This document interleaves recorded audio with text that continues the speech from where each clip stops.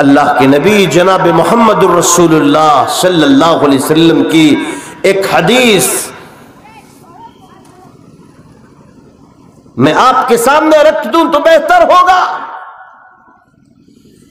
برہنہ فلموں کو، برہنہ موویز کو دیکھنے والوں، جن ہاتھوں کا استعمال کر کے آپ موبائل کا یوز کرتے ہو،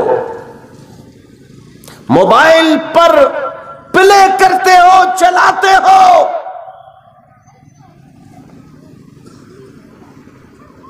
قیامت کے دن جھٹلا نہ پاؤ گے۔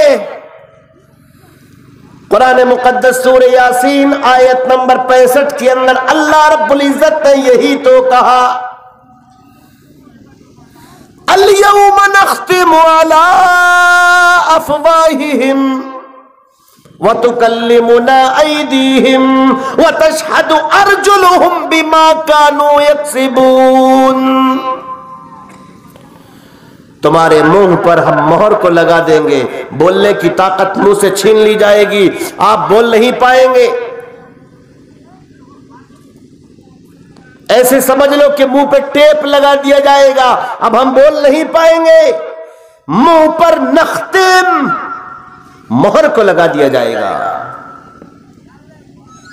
منہ بند کر دیا جائے گا قیامت کے دن۔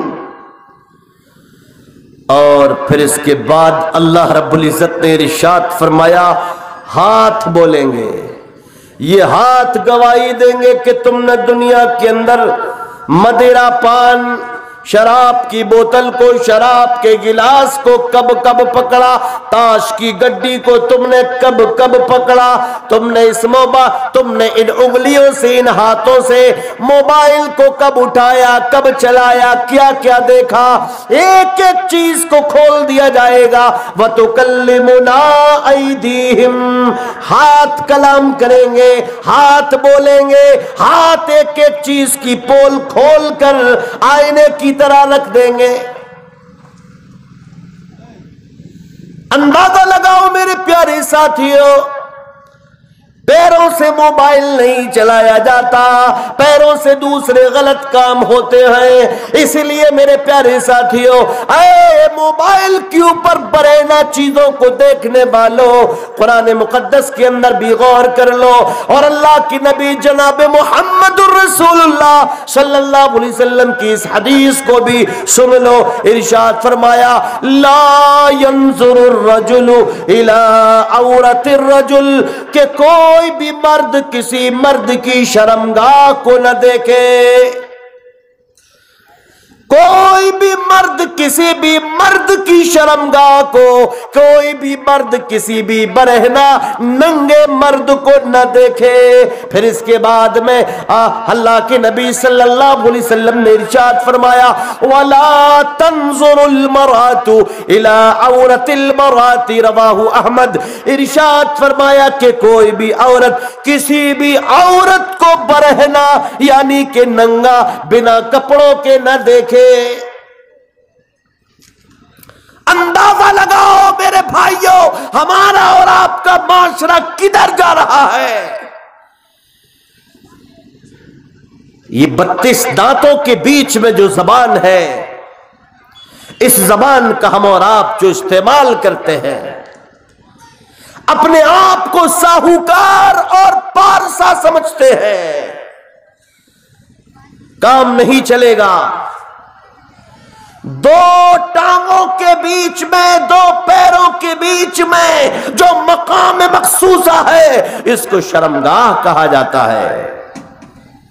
اللہ کے نبی جناب محمد الرسول اللہ صلی اللہ علیہ وسلم نے اسی زبان، وہی زبان ہے کہ جس سے جہیز مانگا جاتا ہے، وہی زبان ہے کہ جس سے جھوٹ بولا جاتا ہے، یہ وہی زبان ہے جس سے گانا گایا جاتا ہے، یہی زبان ہے کہ جس سے گالی بکی جاتی ہے، یہی زبان ہے کہ جس سے چوری، کہ جس سے چغل خوری کی جاتی ہے، یہی زبان ہے کہ جس سے ماں کی، بہن کی اور نہ معلوم کون کون سی برہنہ گندی گالیوں کو انسان دیا کرتا ہے۔ میرے پیارے ساتھیوں، ساتھیوں، اس کے علاوہ اللہ کے نبی صلی اللہ علیہ وسلم نے ارشاد فرمایا دو چیزوں کے تعلق سے من یضمن لی ما بین لحییہ وما بین رجلیہ اضمن لہ الجنہ.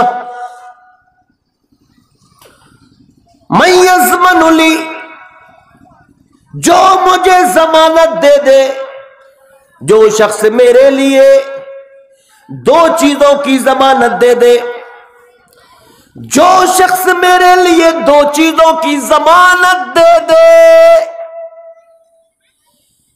نمبر 1 پر ارشاد فرمایا منہ، اپنی زبان کی جو شخص مجھے ضمانت دے دے، گارنٹی دے دے. نمبر 2 پر ارشاد فرمایا وما بین لحییہ ما بین رجلیہ من یضمن لی ما بین لحییہ، جو شخص اپنے جبڑوں کے بیچ یعنی کہ یہ زبان کی حفاظت کی ذمہ داری دے دے. اور نمبر 2 پر فرمایا وما بین رجلیہ، اور اپنی دونوں پیروں کے بیچ یعنی کہ مقام مخصوصہ یعنی کہ شرمگاہ کی حفاظت کی ذمہ داری لے لے. فرمایا اضمن لہ الجنہ، رواہ البخاری. فرمایا میں اس کے لیے جنت کا ضامن بنتا ہوں، میں ضمانت لیتا ہوں اس کے لیے جنت کی، میں گارنٹر بنتا ہوں اس کے لیے جنت کا. بس تم دنیا کے اندر زبان کا غلط استعمال مت کرنا، زبان سے غلط چیز کی ڈیمانڈ مت کرنا، زبان سے تم غلط بات کو مت بولنا، اپنی مقام مخصوصہ کا غلط استعمال نہ کرنا، یعنی کہ زناکاری کے قریب نہ جانا وغیرہ وغیرہ. میرے پیارے ساتھیوں، اندازہ لگائیے، غور و فکر کیجئے کہ اللہ تبارک و تعالی نے، اللہ رب العزت نے ہمارے اور آپ کے لیے تمام کے تمام اصولوں کو نازل فرمایا. نبی پاک صلی اللہ علیہ وسلم نے ایک ایک چیز کو ہمارے اور آپ کے بیچ میں واضح کر دیا. لیکن آج مسلمانوں کے اندر ایک بہت بڑا طبقہ ایسا ہے کہ جو ان چیزوں کے اوپر غور و تدبر نہیں کر رہا ہے، ان چیزوں کے اوپر عمل نہیں کر رہا ہے، منمانی کے ساتھ میں زندگی بسر کر رہا ہے. موبائل خراب ہو جائے تو بے چین ہو جاتا ہے، نماز چھوٹ جائے تو کوئی بے چینی نہیں ہوتی. موبائل کے اندر اگر انٹرنیٹ ختم ہو جائے یعنی کہ ڈاٹا ختم ہو جائے تو نوجوان بے چین ہو جاتا ہے. لیکن مسجد سے آواز آتی ہے حی علی الصلاۃ، مسجد سے آواز آتی ہے حی علی الفلاح، مسجد سے آواز آتی ہے الصلاۃ خیر من النوم، بالکل پرواہ نہیں ہوتی. لیکن موبائل کے اندر ڈاٹا ختم ہو جائے میرے پیارے ساتھیوں، وہ 24 گھنٹے بھی نہیں لگاتا، 12 گھنٹے بھی نہیں لگاتا، فوراً انٹرنیٹ کا استعمال اور انٹرنیٹ کا لے لیتا ہے، نیٹ پڑوا لیتا ہے، اتنی جی بی لے لیتا ہے. میرے پیارے ساتھیوں، میرے عزیزوں، میرے دوستوں، اپنے اندر بدلاؤ لے کر آؤ، ورنہ اللہ رب العزت کی مار بہت بڑی ہے، اللہ کی پکڑ بہت خطرناک ہے. ان بطش ربک لشدید، اللہ سے ڈرو، اللہ کا خوف اپنے دل و دماغ میں رکھو، ورنہ وہ رب ہمیں اور آپ کو کبھی بھی معاف نہیں کرے گا. اللہ ہم کو کبھی بھی معاف نہیں کرے گا.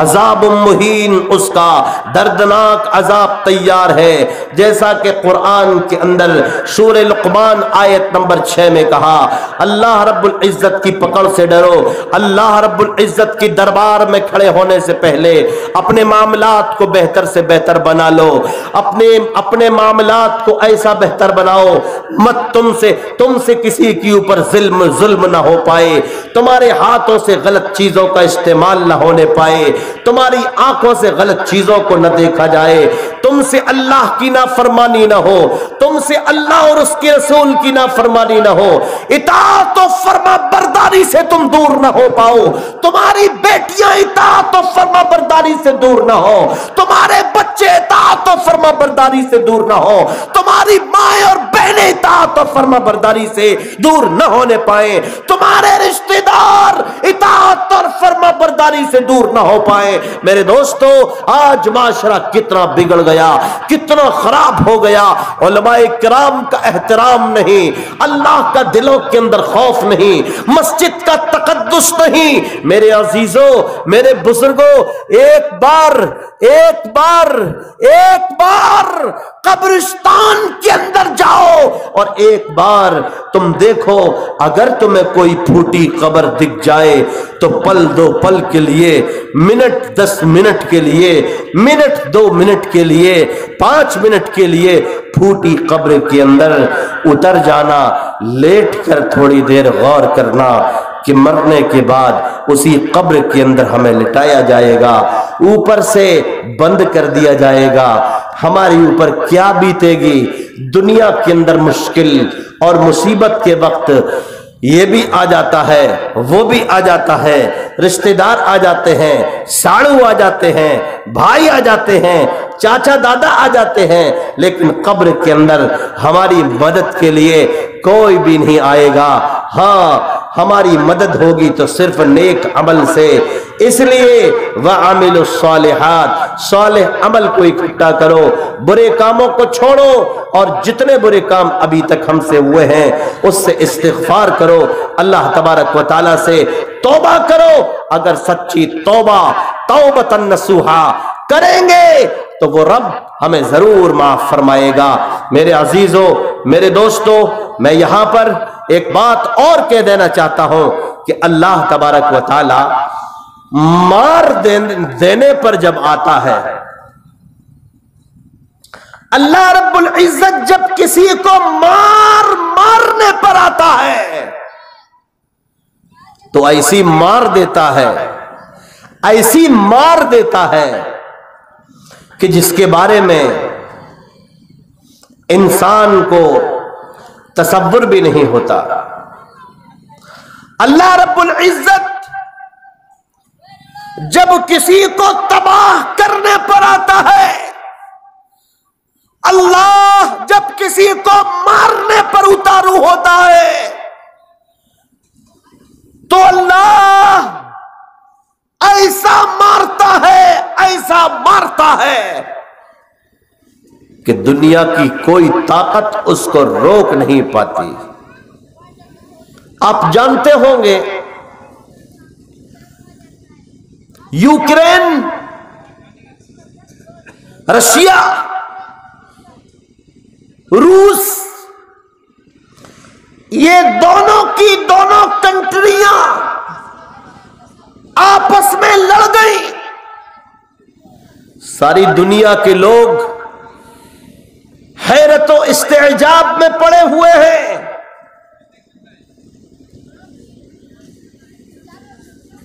कि रूस के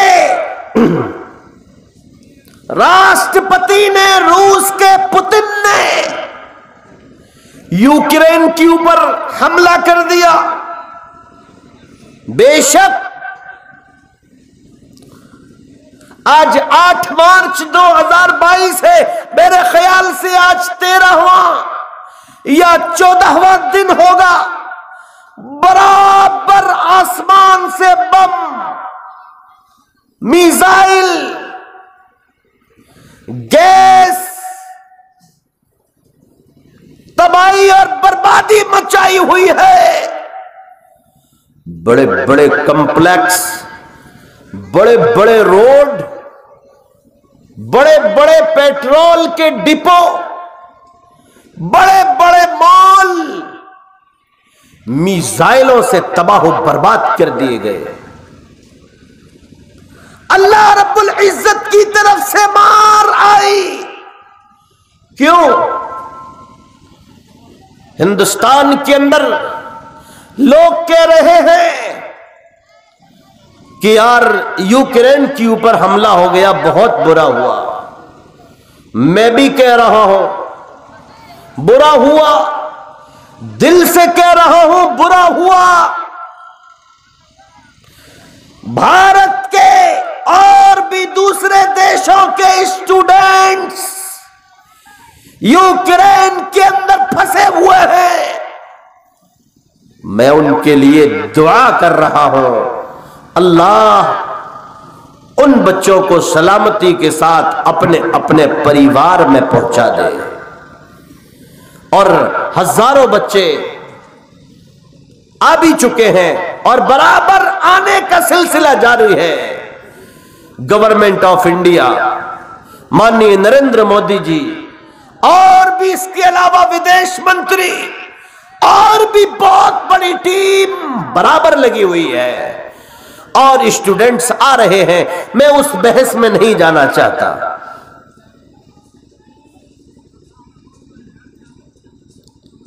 मैं सिर्फ इतना कहना चाहता हूं कि आज यूक्रेन के ऊपर हमला क्यों हुआ, सब जानते हैं। पेड़ से पत्ता भी नहीं गिरता जब तक कि अल्लाह का हुक्म ना हो जाए। यूक्रेन के अंदर जहां के राष्ट्रपति जेलेंस्की है, वहां पर हमला क्यों हुआ? देखो, ये वो यूक्रेन है जहां पर इस्लाम की जड़ें बहुत कदीम थी। यूक्रेन जहां पर 10 लाख मुसलमान रहते हैं, लेकिन हुकूमत में उनको हिस्सेदारी नहीं दी गई है।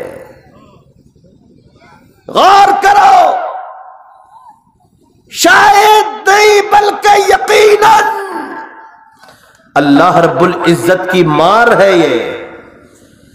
10 लाख मुसलमान यूक्रेन के अंदर रहता है,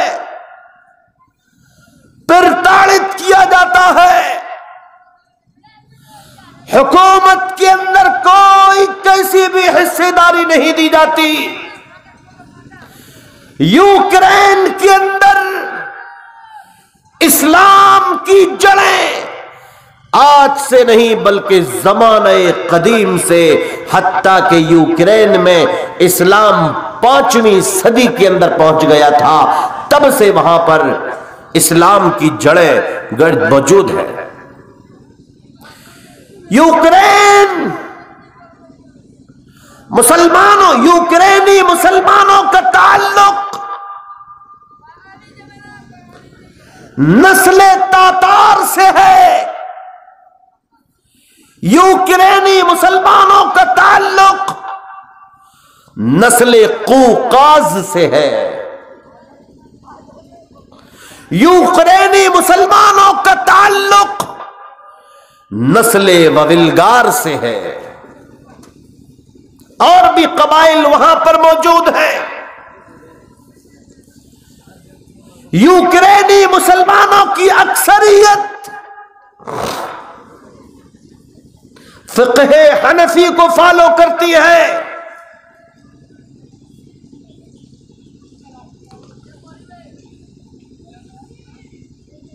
यूक्रेन के अंदर बरसों से आज तक मुसलमानों को निशाना बनाया जाता रहा है। यूक्रेन के अंदर कलमा पढ़ने वाले यूक्रेनी मुसलमानों को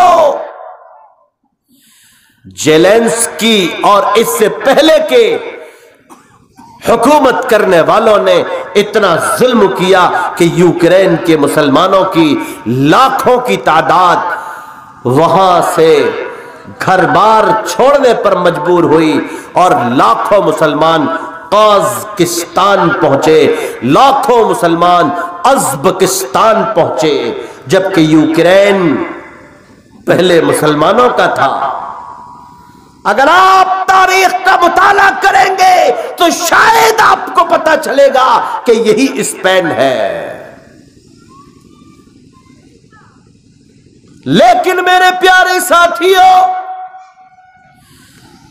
کلمہ پڑھنے والوں کے اوپر، سیدھے سادے شریف لوگوں کے اوپر، اللہ کے آگے اپنے ماتھے کو ٹیکنے والوں کے اوپر تم ظلم کرتے رہے میرے پیارے ساتھیوں۔ لیکن میرے پیارے بزرگوں، 2001 2002 2003 کی طرف جاؤ، یہی یوکرین اور یہ سور کا گوشت کھانے والے امریکہ کے لوگ، دونوں کے دونوں لوگ ہاتھ ملا لیتے ہیں۔ یوکرین اور امریکہ دونوں کے دونوں لوگ ہاتھ ملا لیتے ہیں اور اپنی فوج تمام کے تمام ساز و سامان کے ساتھ عراق صدام حسین کا تختہ پلٹنے کے لیے بھیج دیتے ہیں۔ امریکہ سے امریکہ کی افواج آئیں، یوکرین سے عراق اور عراقی مسلمانوں کو برباد کرنے کے لیے یوکرینی افواج آئیں، پورے کے پورے ساز و سامان کے ساتھ آئیں۔ اور بتاؤں، جب امریکہ اور یوکرین کی فوجیں آ رہی تھی تو اس وقت میں بالکل عراق سے متصل رہا کرتا تھا، وہیں پر میرا مسکن تھا، کافی سال میں وہاں پر رہا، اپنی ان دونوں آنکھوں سے دیکھا کہ امریکہ کی فوج آئی ہے، بنکر آئے ہیں، لڑاکو ومان بھی آئے ہیں، لڑکیاں بھی آئی ہیں، ان کے پالتو کتے بھی آئے ہیں، حتیٰ کہ اپنی آنکھوں سے دیکھا کہ امریکن فوج اور یوکرینی فوج جو عراق صدام حسین کا تختہ پلٹنے کے لیے آئی تھی، پڑوسی ملک کے مل جانے اور مدد کرنے اور ایئرپورٹ دے دینے کی وجہ سے، سپورٹ کی وجہ سے جب وہ لوگ آئے تھے تو ان کے کھانے کے لیے باقاعدہ وہیں سے، یعنی کہ یوکرین سے باقاعدہ سور کا گوشت آیا کرتا تھا تاکہ وہ لوگ یہاں پر پکائیں اور وہ لوگ یہاں پر کھائیں۔ اور عراق کے اندر لاکھوں کلمہ پڑھنے والوں کو مارا گیا، عراقی عورتوں کی عزت کو تار تار کیا گیا، عراقی لڑکیوں کی کن پٹی پر AK-47 کی نلی کو رکھ کر بلاತ್ಕಾರ اور ریپ کیا وہاں کی فوج نے۔ اور پھر عراق میں جو ہوا، کیسے تختہ پلٹ ہوا، کیسے لاکھوں لوگ مارے گئے، عراق کو بارود کا ڈھیر بنا دیا گیا۔ ابھی چند سال ہی گزرے تھے کہ آج جس یوکرین نے عراق کو تباہ کیا تھا، آج اسی یوکرین کو پوتن یعنی کہ روس کی طرف سے تباہ و برباد کیا جا رہا ہے۔ اور عجیب اتفاق کہ امریکہ کو مدد کے لیے پکار رہا ہے، امریکہ مدد کے لیے نہیں آ رہا۔ پوری دنیا کے سامنے زیلنسکی مدد مدد مدد کے لیے گہار لگا رہے ہیں، لیکن کوئی وہاں پر مدد کے لیے نہیں پہنچ رہا ہے کہ وہاں پہنچے اور روس کی طرف حملہ کرے، کوئی نہیں پہنچ رہا۔ کیا یہ اللہ رب العزت کی مار نہیں؟ کیا یہ رب سبحانہ و تعالی کی طرف سے ایک تھپڑ نہیں؟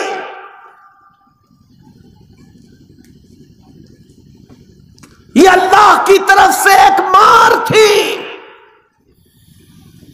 لیکن پھر بھی بتقاضۂ بشریت ایک انسان ہونے کے ناطے بھلے یوکرین کے اندر مرنے والے مسلمان نہیں ہے، بھی تو یوکرین کے اندر تھوڑے سے تقریباً 10 لاکھ مسلمان یوکرین کے اندر رہتے ہیں، کوئی نسل تاتار سے ہے تو کوئی نسل وولگار سے ہے تو کوئی نسل قوقاز سے ہے، حکومت میں کوئی حصے داری نہیں دی گئی، لیکن پھر بھی وہاں مسلمانوں کے اندر وہاں کے جو سب سے بڑے عالم ہیں، جو مفتی ہیں، سعید اسماعیلوف، وہاں کے عالم دین مفتی سعید اسماعیلوف، انہوں نے وہاں کی حکومت کی زیادتیوں کو بالائے طاق رکھتے ہوئے صاف اعلان کر دیا کہ روس کا مقابلہ کیا جائے، روس کا مقابلہ کیا جائے، اور وہ تمام کے تمام لوگ یوکرین اپنے ملک کی بقا اور تحفظ کے لیے کھڑے ہو گئے، اور آج یوکرین کے مسلمان روس کی افواج سے لوہا لے رہے ہیں، وفاداری ہے۔ لیکن اتنا بڑا حملہ، کہیں ایسا تو نہیں تم نے عراق کے بے قصور لوگوں پر ظلم کیا تھا، کہیں ایسا تو نہیں کہ اللہ رب العزت نے تمہیں آج ایک جھٹکا دیا ہو اور تمہاری طرف اسی منظر کو کر دیا ہو کہ جس منظر کو تم نے امریکہ کو ساتھ لے کر عراق کے اندر کیا تھا، اللہ ہی جانے۔ بہرحال ایک انسان ہونے کے ناطے میں یہی کہوں گا کہ یوکرین کے اندر چاہے وہ کرسچن ہو، چاہے وہ یہودی ہو، چاہے وہ مسلمان ہو، چاہے وہ یوکرین سے باہر کے لوگ ہوں، بے قصور جو لوگ مارے جا رہے ہیں، میں دعا کرتا ہوں اللہ ان لوگوں کی حفاظت فرمائے اور پوری دنیا کے اندر امن و امان کو قائم کرے، میں اس بات کی دعا بھی کرتا ہوں۔ اور جتنے بھی ہمارے بھارت کے اور دوسرے ملکوں کے بچے جو وہاں پر پڑھتے تھے، میرے شہر اٹاوا کے بھی بچے ہیں وہاں پر، وہ بھی ابھی تک اٹاوا نہیں پہنچے، ان کے ماں باپ پریشان ہیں اور حکومت سے گہار لگا رہے ہیں، اللہ سے پکار لگا رہے ہیں کہ میرے بیٹے کو سلامتی کے ساتھ بھیج دے، میری بیٹی کو سلامتی کے ساتھ بھیج دے۔ کوئی ڈاکٹری پڑھنے کے لیے گیا تو کوئی کیا پڑھنے کے لیے گیا، کیونکہ ہندوستان کے اندر جس پڑھائی کی پوری فیس 1 کروڑ یا 1.25 کروڑ ہے، وہی تعلیم، وہی شکشا یوکرین کے اندر 20 سے 25 لاکھ کے اندر مل جاتی ہے نا۔ اور بھی دوسرے ممالک ہیں، بنگلہ دیش بھی لوگ پڑھنے جاتے ہیں، ازبکستان بھی جاتے ہیں، قزاقستان بھی جاتے ہیں۔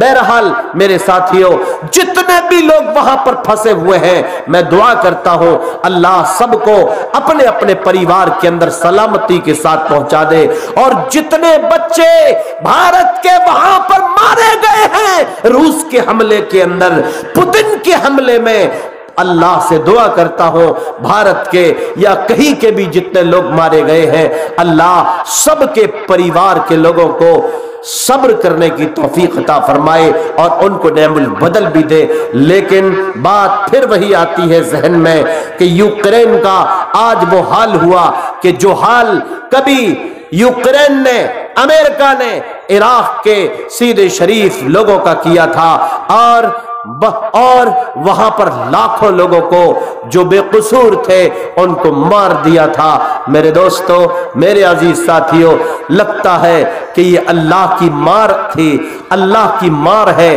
جو یوکرین کے اوپر بمباری ہو رہی ہے۔ روس کسی کی نہیں سن رہا ہے، پوتن کسی کی نہیں مان رہے ہیں، اور وہاں پر بمباری پر بمباری، نہ دن دیکھا جا رہا ہے نہ رات دیکھی جا رہی ہے۔ بہرحال میں دعا کرتا ہوں اللہ رب العزت امن و امان کو قائم فرمائے۔ میرے عزیز ساتھیوں، میں صرف اتنا کہنا چاہتا ہوں، ہم اور آپ جو اس دنیا میں رہتے ہیں، ہمارے اور آپ کے بھی معاملات اللہ رب العزت سے اچھے نہیں ہیں، ہمارے اور آپ کے تعلقات بھی اللہ رب العزت سے کوئی بہتر نہیں ہے۔ ان لوگوں نے ظلم و ستم کیا تھا، ان لوگوں نے ظلم و ستم کیا تھا عراق کے اندر جا کر، آج اللہ رب العزت نے ان کے یہاں پر خود انہی کے لوگوں سے برا حال کروا دیا، بے قصور لوگ مر رہے ہیں، بلڈنگیں وہاں پر گر رہی ہیں۔ لیکن عزیزوں، میرے بزرگوں، آج ہم نے اپنے رب کو ناراض کیا ہوا ہے۔ بات اتنی ہے، ہم نے اپنے رب کو ناراض کیا ہوا ہے، نمازوں کو چھوڑ کر، جہیز مانگ کر، شراب پی کر، چوری کر کے، ماں باپ کا دل دکھا کر، ہم نے اور آپ نے جو اپنے ماں باپ کا، اپنے رب کا تمام گناہوں کو کرنے کے بعد میں جو دل دکھایا ہے، کہیں ایسا نہ ہو کہ اللہ رب العزت کی مار ہمارے اور آپ کے اوپر پڑ جائے، اور اللہ رب العزت ہمارے اور آپ کے اوپر، ہمارے اور آپ کے اوپر کوئی عذاب بھیج دے، کوئی جھٹکا بھیج دے کہ جس کی وجہ سے ہم اور آپ بھی برباد ہو جائیں۔ اس لیے میرے ساتھیوں، میں پھر یہ کہنا چاہتا ہوں، میں پھر آپ تمام کی تمام لوگوں سے کہنا چاہتا ہوں، میرے پیارے ساتھیوں، میرے پیارے نوجوانوں، رمضان کا وقت بالکل سے قریب ہے، شعبان کا مہینہ چل رہا ہے، برے کاموں سے توبہ کر لو، برے کاموں سے دور ہو جاؤ، اللہ رب العزت کو راضی کرنے کی فکر کرو۔ اس دنیا کے اندر جو بھی گناہ کا کام کیا ہے، اس گناہ کے کام سے، اس غلط کام سے اپنے آپ کو دور کرو اور توبہ کرو، اور اپنے رب کو، اپنے اللہ کو راضی کرو۔